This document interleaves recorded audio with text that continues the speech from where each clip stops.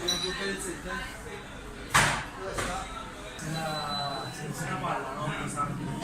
Si secca un poco sopra, già buona. La pala? La palla, le palle di massa. Ah, Devi buttare, sì. No, buttare no, io ci riesco a lavorare. ma la rifai o la lasci così, questa la stendi. No, si può anche recuperare, gli metti un panno umido sopra e si riprende. Torna di nuovo normale.